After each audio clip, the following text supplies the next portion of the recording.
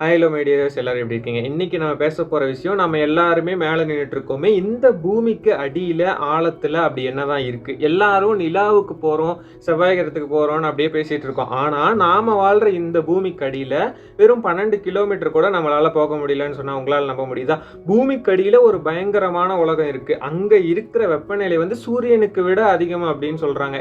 அது என்ன? அங்கே அப்படி என்னதான் நடக்குது? அப்படிங்கிறத பத்தி தான் இன்னைக்கு நம்ம வீடியோல நான் வந்து தெளிவா உங்களுக்கு எக்ஸ்பிளைன் பண்ண போறேன். நான் உங்கள் பிரபாஸ் ரவீந்திரன். இது உங்கள் டாக்கிங் பிக்சர்ஸ். வாங்க வீடியோக்குள்ள போகலாம்.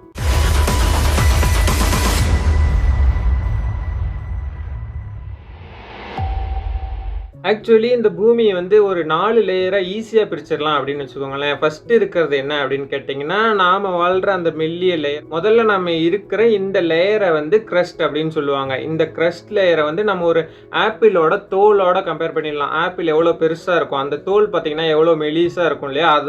அதே மாதிரி தான் இந்த கிரஸ்ட் லேயர், அதாவது நாம வாழ்ந்துட்டு இருக்கிற இந்த மேல் லேயர் அப்படின்னு சொல்லலாம். இதோட தடிமன் எவ்வளோ இருக்கும் அப்படின்னு கேட்டிங்கன்னா 5லேருந்து 70 கிலோமீட்டர் வரைக்கும் தான் இருக்கும் அப்படின்னு சொல்கிறாங்க. நாம் கட்டுற பில்டிங்கு, நாம் பார்க்குற கடல், இந்த இமயமலை எல்லாமே இந்த மெல்லிய ஓட்டுக்கு மேலே தான் இருக்குது அப்படின்றது ஈஸியாக நமக்கு தெரிஞ்சிருக்கும் இதுலேருந்தே.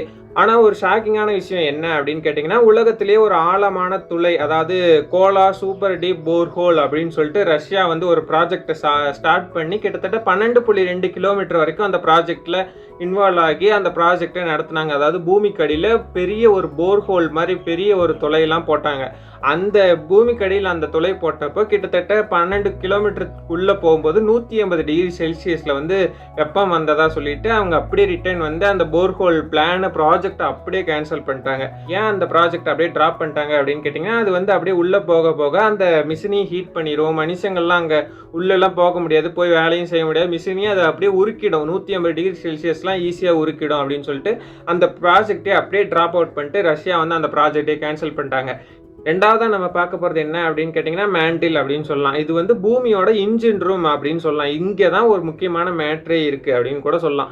இதுதான் பூமியோட வெயிட்டில் கிட்டத்தட்ட 84% இடத்த வந்து அப்படியே பிடிச்சி வச்சிருக்கு. மிகப்பெரிய இடத்த பிடிச்சி வச்சிருக்கிற ஒரே லேயர் அப்படின்னு கேட்டிங்கன்னா இந்த மேண்டில் அப்படின்னு சொல்லலாம்.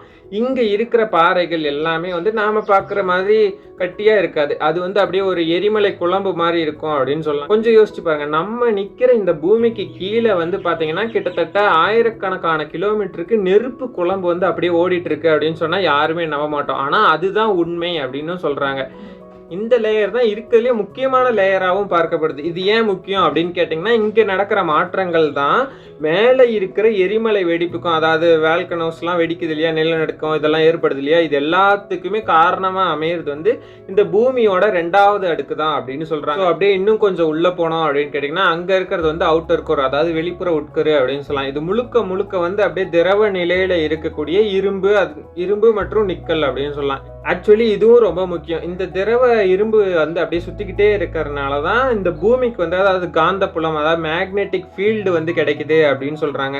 இந்த காந்தப்புலம் மட்டும் இல்லை, அதாவது மேக்னெட் ஃபீல்டு மட்டும் இல்லை அப்படின்னு கேட்டிங்கன்னா, சூரியன்லேருந்து வரக்கூடிய ஆபத்தான கதிர்கள் வந்து பூமியை வந்து சுட்டெரிச்சிரும் அப்படின்னு சொல்கிறாங்க. இன்னைக்கு நாம் உயிரோடு இருக்கோம் அப்படின்னு கேட்டிங்கன்னா, அதுக்கு காரணம் பூமிக்கு அடியில் இருக்கக்கூடிய இந்த மேக்னெட்டிக் ஃபீல்டு அப்படிங்கிறதும் ஒரு முக்கியமான பாயிண்டாகவும் பார்க்கப்படுது. அதை தான் இப்போ வந்து 3வது லேயராகவும் இருக்குது. ஸோ இப்போ நம்ம கடைசியாக பூமியோட சென்டர் பாயிண்ட், அதாவது இன்டர்கோர், உட்புற உட்கரு அப்படின்னு சொல்லுவாங்க. இங்கே தான் ஒரு பெரிய ட்விஸ்ட் இருக்குது அப்படின்னு சொல்லலாம். வெளியில் இருக்கக்கூடிய லேயர் வந்து திரவமாக இருக்குது, ஆனால் சென்டரில் இருக்கிற இந்த இரும்பு பந்து திடநிலையில் இருக்குது, அதாவது சாலிடாக இருக்குது அப்படின்னு சொல்கிறாங்க. ஏன் தெரியுமா? அங்கே இருக்கக்கூடிய ப்ரெஷர் வந்து ரொம்ப அதிகம், அதனால தான் அது அப்படி இருக்குது. இவ்வளவு ஹீட்லேயுமே அந்த அழுத்தத்தினால இரும்பு உருக முடியாமல் கட்டியாக நிற்குது அப்படின்னு தான் சொல்கிறாங்க. இதோட வெப்பநிலை எவ்வளவு தெரியுமா? கிட்டத்தட்ட 5200 டிகிரி செல்சியஸ். அதாவது சூரியனோட மேற்பரப்புல எவ்வளவு சூடு இருக்குமோ அதே சூடு வந்து அடியில இருக்கு அப்படின்னு சொல்றாங்க.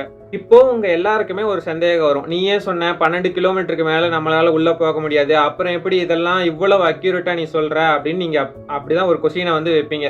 அங்கதான் ஒரு ட்விஸ்டே இருக்கு அப்படின்னு சொல்லி, நாம யாரும் உள்ள போயெல்லாம் இதை ஒன்றும் பார்க்கல. ஆனா பூமிக்குள்ள ஏற்படுற நிலநடுக்க அலைகள், அதாவது செய்ஸ்மிக் வேவ்ஸ் அப்படின்னு சொல்லுவாங்க, அதை வச்சுதான் இதை கண்டுபிடிச்சிருக்காங்க. ஒரு எக்ஸ்ரே எடுத்து நம்ம உடம்புக்குள்ள என்ன இருக்கு அப்படின்னு பார்க்குறோம்ல, அதே மாதிரி தான் நிலநடுக்கம் வரும்போது அந்த அதிர்வுகள் பூமியோட ஒவ்வொரு லேயர்லையுமே எப்படி டிராவல் ஆகுது அப்படிங்கிறத வச்சு இந்த இடம் திடமா இருக்கு, இந்த இடம் திரவமா இருக்கு அப்படின்னு சயின்டிஸ்ட் வந்து ஒரு மேப்பே ரெடி பண்ணியிருக்காங்க. அந்த மேப்பை அடிப்படையாக வச்சு தான் இந்த பூமிக்கு அடியில் இன்னொரு உலகம் இருக்குது அப்படின்னு சொல்லிட்டு சயின்டிஸ்ட் வந்து ஒரு தியரியை முன்வைக்கிறாங்க. ஸோ யோசிச்சு பாருங்க, பூமி உருவாகி கிட்டத்தட்ட 450 கோடி வருஷம் ஆகுது அப்படின்னு சொல்கிறாங்க. ஆனால் இன்னும் உள்ளுக்குள்ள இவ்வளவு அனல் எப்படி இருக்குது அப்படிங்கிறது ஒரு கொஸ்டின் மார்க்காக இருக்கு இல்லையா?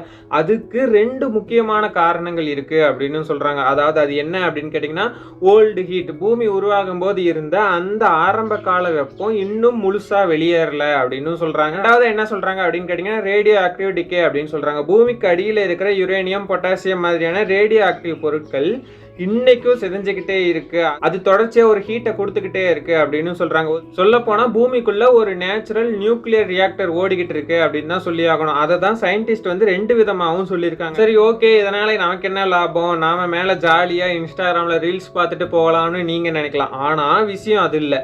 பூமிக்கு அடியில் இருக்கிற இந்த அவுட்டர் கோரோட மூவ்மெண்ட் வந்து 1 செகண்ட் நின்று போனாலும் பூமியோட மேக்னெட்டிக் ஃபீல்டு வந்து காணாமல் போயிடும். அப்புறம் விண்வெளியில் இருந்து வர்ற கதிர்கள் வந்து நம்ம எல்லாரையுமே அப்படியே ஈஸியாக பொசிக்கிடும் அப்படின்னு சொல்கிறாங்க. அதே மாதிரி நம்மளோட 2வது லேயராக இருக்கக்கூடிய மேண்டில் நடக்கிற அந்த மூவ்மெண்ட் தான் நாம் இன்னைக்கு வாழ்கிற கண்டங்கள், அதாவது கான்டினென்ட்லாம் உருவாக்குச்சு அப்படின்னு சொல்கிறாங்க. ஸோ நமக்கு இன்னைக்கு உயிரோட நிம்மதியாக இருக்கும் அப்படின்னு கேட்டிங்கன்னா, அதுக்கு பூமிக்கு அடியில் இருக்கக்கூடிய இந்த பிரம்மாண்டமான ஹீட்டும் ப்ரெஷரும் தான் ஒரு காரணம் அப்படின்னு சொல்லிட்டு சயின்டிஸ்ட் வந்து இதை வந்து முன்னாடி வைக்கிறாங்க. ஸோ பூமிக்கு அடியில் இவ்வளோ விஷயங்கள் இருக்கு அப்படின்னு சொல்லிட்டு உங்களுக்கு முன்னாடியே தெரியுமா, இல்லை இப்போ இந்த வீடியோ பார்த்தா நீங்க தெரிஞ்சுக்கிட்டீங்களா அப்படிங்கிறத கமெண்ட்ஸ்ல சொல்லுங்க. இந்த வீடியோ உங்களுக்கு பிடிச்சிருந்தா உங்களோட ஃப்ரெண்ட்ஸுக்கு ஷேர் பண்ணுங்க. மறக்காம என்னோட சேனலை சப்ஸ்கிரைப் பண்ணிருங்க. நான் உங்கள் பிரபாசந்திரன், இது உங்கள் டாக்கிங் பிக்சர்ஸ். அடுத்த வீடியோவில் நான் சந்திக்கிறேன். தேங்க்யூ.